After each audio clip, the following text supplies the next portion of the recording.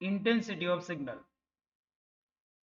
Intensity of signal is equal to peak area of signal. સિગ્નલનો peak area જેટલો છે એના ડાયરેક્ટલી પ્રોપોર્શનલમાં સિગ્નલની ઇન્ટેન્સિટી હોય છે. એનો મતલબ એમ થયું કે intensity of signal is directly proportional to number of protons. જેટલા પ્રોટોનથી પીક આવતું હોય છે એટલો એમનો પીક એરિયા હશે. પીક એરિયા નોર્મલી સ્ક્વેર યુનિટમાં બતાવાય. Intensity of signal is measured in square, in short SQ, and intensity of signal is directly proportional to the number of protons. જેટલા પ્રોટોન વધારે છે એટલો પીક એરિયા વધારે આવશે. For example,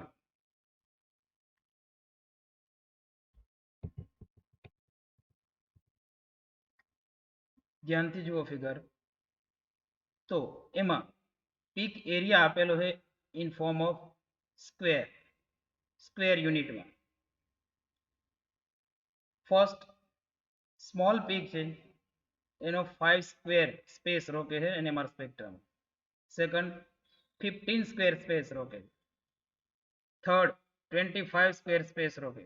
અને fourth peak જે છે એ 40 સ્ક્વેર સ્પેસ રોકે. તો એનો મતલબ આમ થાય કે જે સિગ્નલ મતલબ જેટલા પ્રોટોનથી આવે છે 5 સ્ક્વેર સ્પેસ રોકે છે એમના કરતાં 15 સ્ક્વેર જે સ્પેસ રોકે છે એનાથી 3 ગણા વધારે પ્રોટોન હોય છે. અને 25 સ્ક્વેર સ્પેસ રોકે છે એ 5 સ્ક્વેર સ્પેસ રોકે છે એમના કરતાં 5 ગણા વધારે પ્રોટોન હોય છે. તો પીક એરિયા જે છે એ પ્રોટોનના ડાયરેક્ટલી પ્રોપોર્શનલમાં હોય number of proton. For example સમજો કે 5 સ્ક્વેર સ્પેસ રોકે છે જે સિગ્નલ એ એક પ્રોટોનથી આવતું સિગ્નલ છે. તો જે સિગ્નલ 15 સ્ક્વેર સ્પેસ રોકે છે એ 3 પ્રોટોનથી આવતું છે. એ જ રીતે 25 સ્ક્વેર સ્પેસ રોકે છે જે એ 5 પ્રોટોનથી આવતું સિગ્નલ છે. એમનો મતલબ જે સિગ્નલ 40 સ્ક્વેર સ્પેસ રોકે છે એ 8 પ્રોટોનથી આવતું છે. તો જ્યારે પણ NMRના ડેટામાં નંબર ઓફ પ્રોટોન ન આપેલા હોય પણ એમના બદલે પીક એરિયા આપેલો સ્ક્વેર ફોર્મમાં, તો એના ઉપરથી આપણે નંબર ઓફ પ્રોટોન કેલ્ક્યુલેટ કરી શકીએ. કઈ રીતે? તો જો example, calculation of number of protons. Simple example છે. An organic molecule with molecular formula C8812 gives the following H1 NMR data. Then calculate number of protons for each signal. હરેક signal માટે number of proton calculate કરવાના છે. તો એવું કહીએ કે NMR data આ પ્રકારના. Types of signal ABC, 3 signal આપેલું. ઓર્ગેનિક મોલેક્યુલ કે જેની મોલેક્યુલર ફોર્મ્યુલા C8H12 છે એ 3 સિગ્નલ આપે છે A, B અને C. Peak area of signal, A signal છે એ 9 સ્ક્વેર સ્પેસ રોકે છે, B સિગ્નલ 15 સ્ક્વેર સ્પેસ રોકે છે અને C સિગ્નલ છે એ 12 સ્ક્વેર સ્પેસ રોકે. તો A, B અને C કેટલા કેટલા પ્રોટોનથી આવતા સિગ્નલો હશે આપણે એ કેલ્ક્યુલેટ કરવાનું છે. તો પહેલું કામ કરવાનું છે કે જે પણ પીક એરિયા આપેલો છે એ પીક એરિયાનો ટોટલ કરવો. તો ટોટલ પીક એરિયા 36 સ્ક્વેર થાય. Total peak area 36 square. અને ટોટલ નંબર ઓફ પ્રોટોન કેટલા છે તો કે મોલેક્યુલર ફોર્મ્યુલામાં 12 પ્રોટોન છે. તો આનો મતલબ આમ થાય કે 12 પ્રોટોન ભેગા થઈ અને NMR સ્પેક્ટ્રમમાં 36 સ્ક્વેર સ્પેસ રોકે. તો આપણે પર પ્રોટોન પીક એરિયા કેલ્ક્યુલેટ કરી શકીએ. એક પ્રોટોન કેટલી સ્પેસ રોકે એ કેલ્ક્યુલેટ થઈ શકે. ટોટલ પ્રોટોન 12 છે અને ટોટલ પીક એરિયા 36 સ્ક્વેર છે. 12 પ્રોટોન ભેગા થઈ 36 સ્ક્વેર સ્પેસ રોકે છે. તો એનો મતલબ એક પ્રોટોન કેટલા સ્ક્વેર સ્પેસ રોકી શકે? તો for 1 proton peak area 36 divide by 12 is equal to 3 square. તો 3 સ્ક્વેર પર પ્રોટોન આવે. તો A, B અને C એમના જે પીક એરિયા છે એને ડિવાઇડ બાય 3 કરી નાખીએ તો નંબર ઓફ પ્રોટોન કેલ્ક્યુલેટ થઈ શકે. સિગ્નલ એ 9/3 એટલે 3 પ્રોટોન, સિગ્નલ બી 15/3 5 પ્રોટોન, સિગ્નલ સી 12/3 4 પ્રોટોન. તો અહીંયા 9 સ્ક્વેર થી જે પીક આવે છે એ સિગ્નલ એ 3 પ્રોટોન થી આવતું સિગ્નલ છે, બી છે એ 5 પ્રોટોન થી આવતું સિગ્નલ છે, અને સી જે છે એ 4 પ્રોટોન થી આવતું સિગ્નલ છે. અને પ્રોટોનનો ટોટલ કરીએ 3 + 5 + 4, તો ટોટલ 12 થઈ જવા જોઈએ, 12, જે મોલેક્યુલર ફોર્મ્યુલામાં આપેલા. તો આ રીતે પીક એરિયા ઉપરથી નંબર ઓફ પ્રોટોન કેલ્ક્યુલેટ થઈ શકે. જો second example. Next, an organic molecule with molecular formula C14H20 gives following NMR data, then calculate number of protons. દરેક સિગ્નલ માટે કેટલા પ્રોટોન છે એ આપણે કેલ્ક્યુલેટ કરવાનું હોય. તો types of signal molecular formula છે C14H20, અને સિગ્નલ 4 છે ABCD. એ સિગ્નલ 25 સ્ક્વેર સ્પેસ રોકે છે, બી સિગ્નલ એમનો પીક એરિયા 15 સ્ક્વેર છે, સી સિગ્નલ એમનો પીક એરિયા 40 સ્ક્વેર છે, અને ડી સિગ્નલ એમનો પીક એરિયા 20 સ્ક્વેર. તો પેલું કામ કરવાનું છે પીક એરિયાનો ટોટલ કરવાનો. તો એ 100 સ્ક્વેર થાય, પીક એરિયા 100 સ્ક્વેર. તો મોલેક્યુલર ફોર્મ્યુલામાં ટોટલ પ્રોટોન 20 આપેલા, અને 20 પ્રોટોન ભેગા થઈ અને 100 સ્ક્વેર સ્પેસ રોકે છે. 20 પ્રોટોન્સ અને ટોટલ પીક એરિયા 100 સ્ક્વેર. તો એક પ્રોટોન કેટલા સ્ક્વેર સ્પેસ રોકે એ કેલ્ક્યુલેટ થઈ શકે. For 1 proton peak area 100 / 20 5 square, એટલે કે એક પ્રોટોન 5 સ્ક્વેર સ્પેસ રોકે. તો એ બી સી ડી એમનો જે પીક એરિયા છે એને ડિવાઈડ બાય 5 કરી નાખીએ તો દરેક સિગ્નલ માટે કેટલા નંબર ઓફ પ્રોટોન છે એ કેલ્ક્યુલેટ થઈ શકે. Number of proton signal A 25 / 5 5 proton, signal B 15 / 5 3 protons, signal C 14 / 5 40 / 5 8 proton, and signal D 20 / 5 4 proton. તો એ સિગ્નલ જે છે એ 5 પ્રોટોન થી આવતું સિગ્નલ છે, બી સિગ્નલ 3 પ્રોટોન થી આવે છે, સી સિગ્નલ 8 પ્રોટોન થી આવે, અને ડી સિગ્નલ જે છે એ 4 પ્રોટોન થી આવતું સિગ્નલ છે. અને બધા જ પ્રોટોનનો ટોટલ કરો એટલે મોલેક્યુલર ફોર્મ્યુલામાં આપેલા છે 20 પ્રોટોન, એ 20 થઈ જવા જરૂરી. Next example. An organic molecule with molecular formula C7H10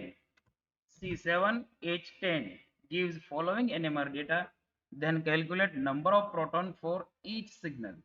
હરેક સિગ્નલ માટે કેટલા પ્રોટોન છે એ કેલ્ક્યુલેટ કરવાનું. તો 4 પ્રકારે સિગ્નલ આપેલા છે A B C D.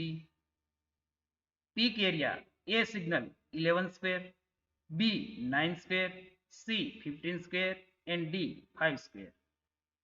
તો પેલું કામ આપણે કરીશું ટોટલ પીક એરિયા કેટલો. ટોટલ પીક એરિયા છે 40 સ્ક્વેર, 40 સ્ક્વેર સ્પેસ રોકે છે. કેટલા પ્રોટોન છે તો કે 10 પ્રોટોન ભેગા થઈ અને 40 સ્ક્વેર સ્પેસ રોકે છે. તો આપણે ફેક્ટર કાઢવાનું થયું કે ભાઈ 10 પ્રોટોન એમનો ટોટલ પીક એરિયા 40 સ્ક્વેર છે, તો પર પ્રોટોન પીક એરિયા કેટલો આવે. For 1 proton peak area 40 / 10 4 square, 4 square space રોકે એક પ્રોટોન. તો ABCD 4 જે સિગ્નલ છે એમના પીક એરિયાને ડિવાઈડ બાય 4 કરી નાખીએ એટલે નંબર ઓફ પ્રોટોન આવી જાય.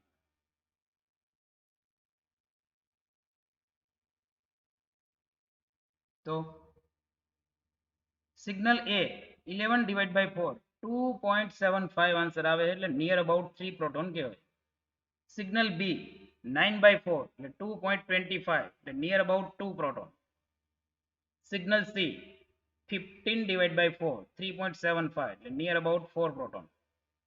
and signal D 5 / 4 1.25 means near about 1 proton.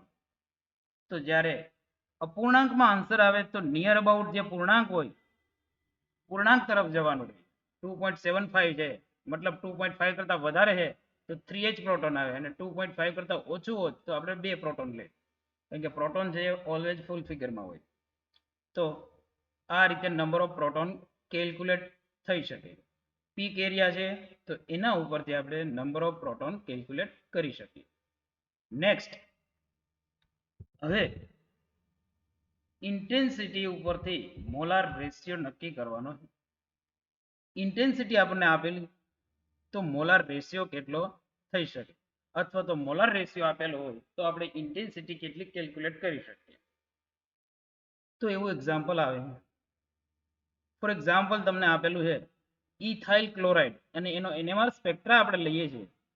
Ethyl chloride અને એનો એનએમઆર સ્પેક્ટ્રા, અને તમને ક્વેશ્ચન પૂછે કે આમની ઇન્ટેન્સિટી કેટલી હોઈ શકે, તો એનએમઆરમાં ઇથાઇલ ક્લોરાઇડ 2 સિગ્નલ આપે, મિથાઇલનું એક સિગ્નલ અને ઇથાઇલનું એક સિગ્નલ. મિથાઇલનું અને મિથિલિનનું, મિથાઇલ અને મિથિલિનનું એક એક સિગ્નલ આવશે. તો મિથાઇલનું સિગ્નલ છે 3 પ્રોટોનથી આવશે અને મિથિલિન CH2 છે એનું સિગ્નલ 2 પ્રોટોનથી. તો એની ઇન્ટેન્સિટીનો રેશિયો રહેશે 3:2. અને જે ડાઉન ફીલ્ડમાં છે એ નોર્મલી પહેલા લખાતું, તો ક્લોરીનની બાજુમાં CH2 છે એટલે એ પહેલા લખાય છે, એટલે ઇન્ટેન્સિટીનો રેશિયો 2:3 કન્સિડર થઈ. 2:3 કારણ કે આમનું સિગ્નલ ડાઉન ફીલ્ડમાં છે એ મિથિલિન છે, એના 2 પ્રોટોન છે, અને અપ ફીલ્ડમાં 3 પ્રોટોન એટલે કે મિથાઇલ. તો ઇન્ટેન્સિટીનો રેશિયો રહે 2:3. આ રીતે CH2Cl2 1:1 ઇક્વિવેલન્ટ મિક્સ કરવાના છે મિથિલિન ડાયક્લોરાઇડ અને એસિટોનાઇટ્રાઇલ એટલે કે મિથાઇલ સાયનાઇડ. 1:1 આપણે મિક્સ કરીએ તો શું થઈ જાય, તો 1:1 મિક્સ કરીએ તો આમ મિથિલિન ક્લોરાઇડમાં 2 પ્રોટોન છે અને એસિટોનાઇટ્રાઇલમાં 3 પ્રોટોન છે. તો એનો ઇન્ટેન્સિટીનો રેશિયો કેટલો હોય, તો 2:3, કારણ કે 2 પ્રોટોન છે મિથાઇલ ક્લોરાઇડમાં અને એસિટોનાઇટ્રાઇલમાં 3 પ્રોટોન છે, અને 1:1 મિક્સ કરેલું છે એટલે 2:3 છે. પણ માનો કે 2:1 મિક્સ કરેલું હોત, 2:1, તો આમાં પછી 4 પ્રોટોન થઈ જાય, 2:1 ડબલ થઈ જાય. 2:1 મિક્સ કરો તો 4:3 આન્સર આવે. અને 1:2 મિક્સ કરેલું હોત તો આમાં તો 2 જ પ્રોટોન રહે, પણ એસિટોનાઇટ્રાઇલના 6 પ્રોટોન થઈ જાય, તો 2:6 મતલબ એ 1:3 રેશિયો થશે. તો આ રીતે ઇક્વિવેલન્ટ આપેલું છે એના ઉપરથી એની ઇન્ટેન્સિટીનો રેશિયો નક્કી થાય. ફોર એક્ઝામ્પલ, બેન્ઝીન અને એસિટોનાઇટ્રાઇલ 1:1 મિક્સ કરેલા છે. બેન્ઝીન અને એસિટોનાઇટ્રાઇલ, બેન્ઝીનમાં 6 પ્રોટોન છે અને એસિટોનાઇટ્રાઇલમાં 3 પ્રોટોન, તો 6:3 આન્સર આવે. 6:3, તો એને ફૂલ ફિગરથી ડિવાઈડ થઈ શકતા હોય તો આપણે ડિવાઈડ કરવાના હોય. તો 6:3 એને 3 ટાઈમ્સ ડિવાઈડ કરી નાખો તો એનો આન્સર આવશે 2:1. મતલબ આનું જ્યારે સિગ્નલ આવશે એનએમઆરમાં તો એસિટોનાઇટ્રાઇલનું જે પીક છે એના કરતાં બેન્ઝીનનું પીક ડબલ મોટું હોય છે, મતલબ 2 ટાઈમ્સ મોટું, ગ્રેટર. 1:1 મિક્સ કરવાના છે મિથિલિન ડાયક્લોરાઇડ અને બેન્ઝીન, 1:1 ઇક્વિવેલન્ટ. તો મિથિલિન ડાયક્લોરાઇડ એમાં 2 પ્રોટોન છે, બેન્ઝીનમાં 6 પ્રોટોન છે, તો 2:6 આન્સર રહે. 2:6 2 ટાઈમ્સ ડિવાઈડ કરી નાખો એને એટલે 1:3 આન્સર રહે. 2:1 મિક્સ કરીએ મિથિલિન ક્લોરાઇડ અને એસિટોનાઇટ્રાઇલ, 2:1, હવે 1:1 નથી, આ 2:1 છે. જો 1:1 હોત તો આન્સર 2:3 આવે, પણ અહીંયા 2:1 મિક્સ કરવાના છે તો મિથિલિન ક્લોરાઇડ 2 ટાઈમ્સ છે એટલે 4 પ્રોટોન થયા, 4 પ્રોટોન 3 પ્રોટોન, તો એનો આન્સર છે 4:3. 2:1 ઇક્વિવેલન્ટ મિક્સ બેન્ઝીન 2 ટાઈમ્સ મતલબ 12 પ્રોટોન થયા અને એસિટોનાઇટ્રાઇલના 3 એટલે 12:3 આન્સર આવે. 12:3 એને 3 ટાઈમ્સ ડિવાઈડ કરી નાખો એટલે 4:1. મિથિલિન ક્લોરાઇડ અને બેન્ઝીન 2:1 મિક્સ કરીએ, 2:1, તો મિથિલિન ક્લોરાઇડમાં 2 છે એને 2 ટાઈમ્સ મલ્ટીપ્લાય કરો એટલે 4 પ્રોટોન થયા, બેન્ઝીનના 6 પ્રોટોન, એટલે આન્સર છે 4:6. 4:6 મતલબ 2 ટાઈમ્સ ડિવાઈડ કરી નાખો એટલે આન્સર રહે 2:3. 1:2 ઇક્વિવેલન્ટ મિથિલિન ડાયક્લોરાઇડ અને એસિટોનાઇટ્રાઇલ, તો મિથિલિન ડાયક્લોરાઇડમાં 2 પ્રોટોન છે અને 1 ઇક્વિવેલન્ટ, અને એસિટોનાઇટ્રાઇલમાં 3 પ્રોટોન છે અને 2 ઇક્વિવેલન્ટ છે, મતલબ એ 6 પ્રોટોન છે, એટલે આન્સર રહે 2:6. 2:6 એને 2 ટાઈમ્સ ડિવાઈડ કરી નાખો એટલે આન્સર રહે 1:3. 1 2 ઇક્વિવેલન્ટ મિક્સ કરવાના. બેન્ઝીન 1 ઇક્વિવેલન્ટ 6 પ્રોટોન અને એસિટોનાઇટ્રાઇલ એમાં 2 પ્રોટોન છે એને 2 ઇક્વિવેલન્ટ કરો એટલે 6 પ્રોટોન થાય. તો આન્સર આવે 6:6. એનો મતલબ 1 1. મિથિલિન ડાયક્લોરાઇડ અને બેન્ઝીન અને 1 2 મિક્સ કરવાના. મિથિલિન ક્લોરાઇડમાં 2 જ પ્રોટોન છે પણ બેન્ઝીનમાં 6 હોય એને 2 ટાઈમ્સ મિક્સ કરવાના એટલે 12 પ્રોટોન થયા. એટલે રેશિયો રહે ઇન્ટેન્સિટીનો 2:12. એને 2 ટાઈમ્સ ડિવાઈડ કરો એટલે આન્સર રહે 1:6. તો આ રીતે ઇન્ટેન્સિટી રેશિયો નક્કી કરવાનો હોય. મોલાર રેશિયો આપેલો છે તો ઇન્ટેન્સિટી રેશિયો ડિસાઈડ થઈ શકે. અને આમનાથી ઉલટું જો ઇન્ટેન્સિટી આપેલી હોય તો મોલાર રેશિયો આપણે નક્કી કરી શકીએ. Determine the molar ratio from intensity. જુઓ ફર્સ્ટ એક્ઝામ્પલ છે એસિટોન અને ફોર્માલ્ડિહાઇડ. એસિટોનમાં 6 પ્રોટોન છે એક સરખા અને ફોર્માલ્ડિહાઇડમાં 2 પ્રોટોન છે એક સરખા. જો એની ઇન્ટેન્સિટી માનો કે 1 1 છે, ઇન્ટેન્સિટી 1 1 છે તો એનો મોલાર રેશિયો આપણે કેટલો મિક્સ કરવો પડે. તો મોલાર રેશિયો માનો કે 1 1 છે તો એની ઇન્ટેન્સિટી કેટલી થાય. ફોર એક્ઝામ્પલ બેને 1 1 મિક્સ કરી દઈએ તો આમાં 6 પ્રોટોન છે એસિટોનમાં અને ફોર્માલ્ડિહાઇડમાં 2 પ્રોટોન છે. 6:2 પીક આવશે. 6:2 મતલબ 3:1 આ પ્રકારનો પીક આવે. પણ અહીંયા એમ કહે છે કે ઇન્ટેન્સિટી 1 1 છે તો કેટલું મિક્સ કરવું પડે.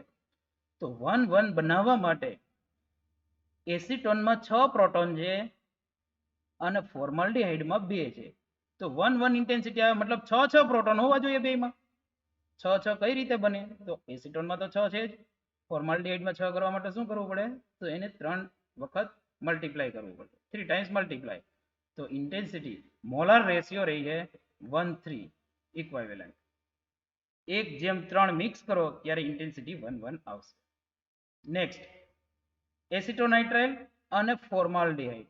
એસિટોનાઇટ્રાઇલ એમાં 3 પ્રોટોન છે અને ફોર્માલ્ડિહાઇડમાં 2 અને એનએમઆરમાં એ 1 1 ઇન્ટેન્સિટી પીક આપે. 1 1 ક્યારે થાય?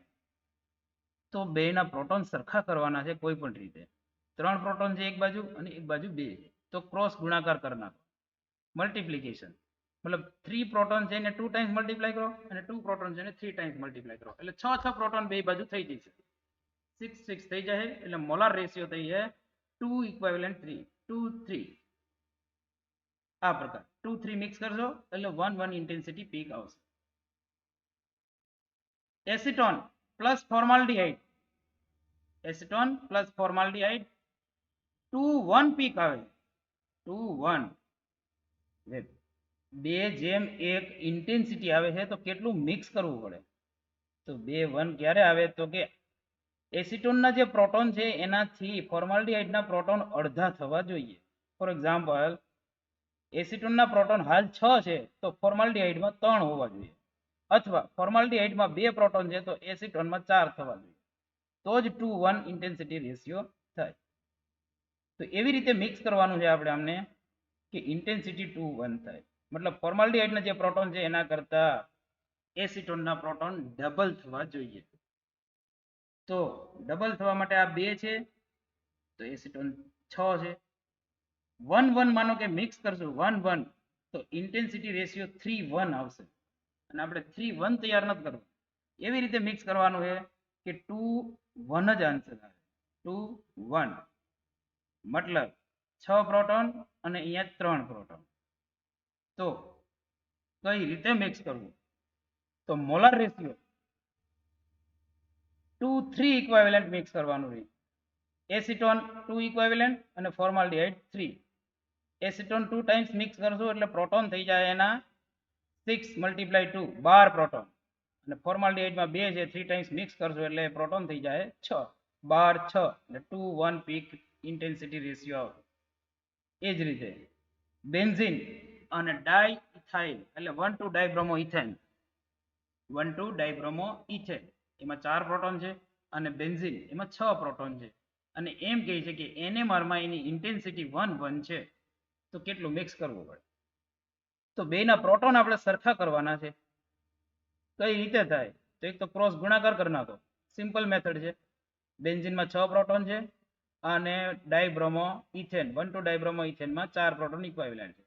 તો 4 મલ્ટીપ્લાય કરો અમને 6 મલ્ટીપ્લાય કરો તો બેન્ઝીનના 24 પ્રોટોન થઈ જાય અને આમના પણ 24 પ્રોટોન થઈ જાય.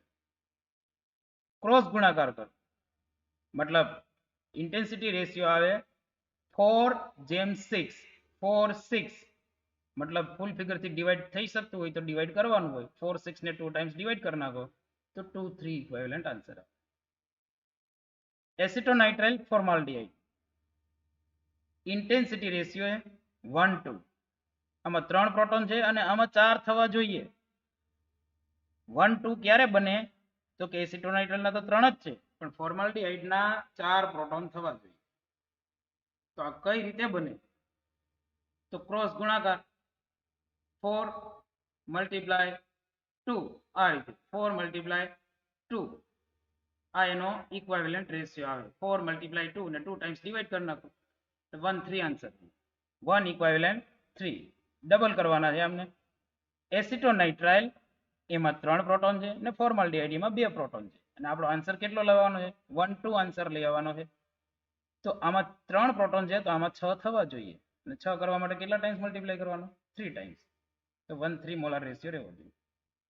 6 બેન્ઝીન અને 1:2 આ ઉપર લખેલું જ છે 1:2 ડાયબ્રોમો ઇથેન સેમ પણ હવે ઇન્ટેન્સિટી આપણે બદલીએ.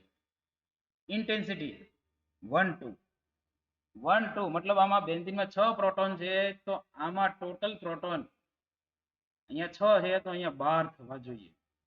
6 એની સામે 12 થવા જોઈએ તો 12 કરવા માટે આને મલ્ટીપ્લાય કરવું પડે આપણે 3 ટાઈમ્સ તો ઇન્ટેન્સિટી એટલે કે મોલાર રેશિયો 1:3 હોવો જરૂરી છે. 1:3 અને 1:3 મિક્સ કરીશું તો 1:2 પીક આવશે. તો પીક એરિયા અને કેટલો મોલાર રેશિયો મિક્સ કરવાનો છે એના એક્ઝામ્પલની આપણે વાત કરીએ કે જો મોલાર રેશિયો આપેલો છે તો ઇન્ટેન્સિટી ડિસાઇડ થઈ શકે અને જો ઇન્ટેન્સિટી આપેલી છે તો મોલાર રેશિયો આપણે કેલ્ક્યુલેટ કરી શકીએ અને ખાસ જે પૂછે છે એ ઇન્ટેન્સિટી હોય છે કેટલું મિક્સ કરેલું છે તો એમની ઇન્ટેન્સિટી કેટલી આવી છે. તો આપણે જે હાલ વાત કરી ઇન્ટેન્સિટી ઓફ સિગ્નલ એટલે કે પીક એરિયા ઓફ સિગ્નલની. હવે નેક્સ્ટ લેક્ચરમાં આપણે વાત કરીશું આગળ સ્પ્લિટિંગ ઓફ સિગ્નલ.